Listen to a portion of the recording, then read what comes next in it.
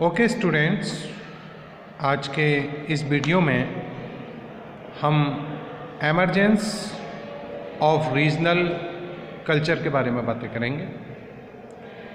ये regional culture क्या होता है? रीजनल कल्चर का मतलब जो आपके लोकल में जो कल्चर है, जैसे रूलर्स ऑफ बिग और स्मॉल किंगडम और मेडिवल पीरियड टूक interest in art and literature.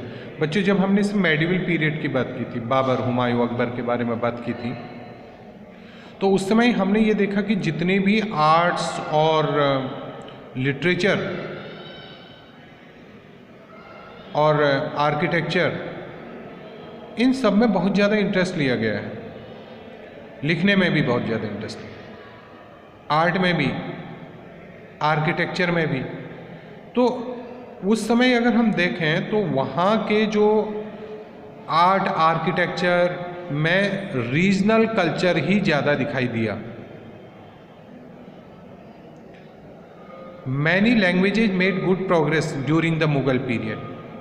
Several developments occurred in the field of literature, painting, music and dance. बच्चों, जब हम कोई भी बात लिखेंगे ना, कोई भी बात या किसी भी तरह की ड्राइंग बनाएंगे, तो सबसे पहले हम कोशिश करेंगे कि एक अपनी ही काल्पनिक ड्राइंग बनाई जाए।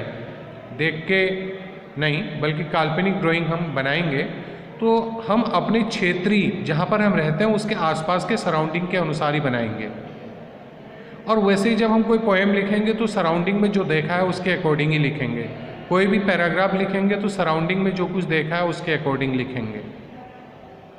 तो इसीलिए इस समय जब लिटरेचर आर्ट का डेवलपमेंट हो रहा था तो इन्होंने अपने रीजनल कल्चर को बहुत ज़्यादा महत्व दिया। Medieval period saw the emergence of number of regional language. ये भी नोट कर लें आप लोग, मेडिवल पीरियड में बहुत सारी क्षेत्रीय भाषाओं का विकास हुआ। Many literary works were composed in these languages. Early medieval period, 8th to 13th century. In the early medieval period in northern India, Sanskrit continued to be the language of literature. Sanskrit को literature की भाषा माना गया है। This is the period of works or two writers in Kashmir. इनमें जो literature का work Sanskrit में जिसने किया उसमें सोमदेव, कथा सरित सागर, यानी इसमें collection of story and legends बोलते हैं कहानियों को, कथाओं को, जो आपकी लोकल की कथाएं, कहानियां हैं, है ना। एंड कलहन राज तरंगड़ी। आपसे ये भी पूछा जा सकता है वो कौन से दो राइटर हैं जिन्होंने अपना लिटरेचर वर्क संस्कृत में किया। उसमें सोमदेव, कथा सरित सागर लिखी उन्होंने, एंड कलहर ने राज तरंगड़ी लिखी। दो another famous work of this period, गीत गोविंद, ये पोएम है, राधा एंड कृष्ण की है, ये जयदेव ने लिखी। It is considered to be one of the first poem in Sanskrit. बच्चों, ये जो गीत गोविंद है, इसको संस्कृत लिटरेचर की पहली पोएम माना जाता है, इसलिए नोट कर लें। जयदेव ने इस पोएम को लिखा और गीत गोविंद इसका नाम है। संस्कृत लिटरेचर की पहली पोएम है। ओके।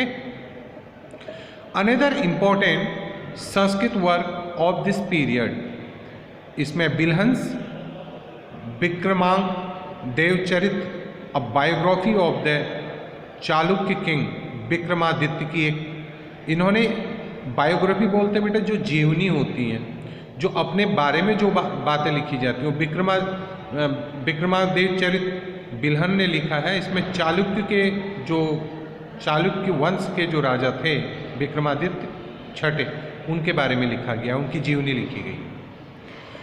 भक्ति saints such as Chaitanya Mahaprabhu and Tukaram preached in Bengali and Marathi respectively with help to popularize these emerging language further. South India की अगर हम बात करें तो under the Chola rule language, south में जो लैंग्वेज है Tamil, Telugu, Kannada, under the Cheras rule Malayalam language prospered. Pampa, Ponna, Ranna, popularly known as the three jewels of Kannada literature. इसको भी नोट कर ले बेटा।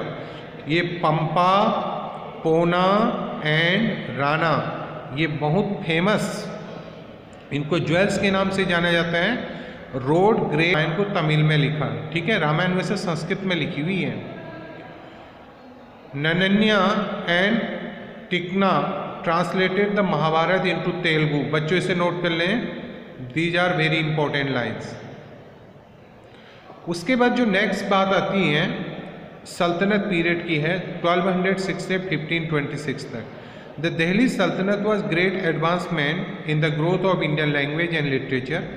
Hindi became a common language, है ना, and people begin speaking in various forms of dialect. तो जैसे ना हिंदी के अंदर जो है, जैसे ब्रज है ये रीजनल भाषा हो गई, अवधी है रीजनल भाषा हो गई, आपके मेरठ की जो भाषा है वो एक रीजनल भाषा है। अगर जो नेशनल लैंग्वेज जो है वो तो आपकी हिंदी है, ठीक है। क्षेत्रीय भाषाओं का जोर यहाँ पर बहुत ज़्यादा हुआ।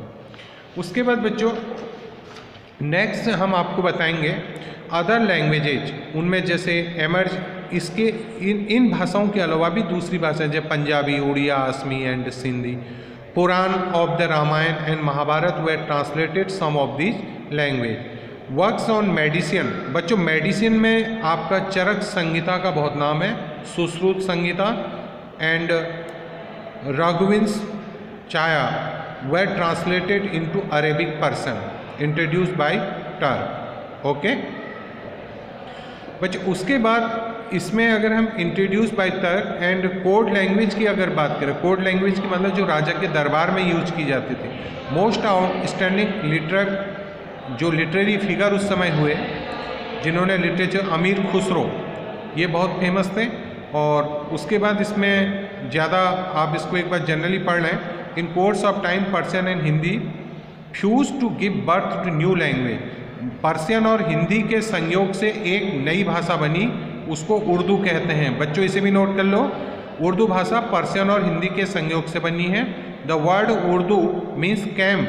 The new language was called camp language because it emerge in camp of soldier.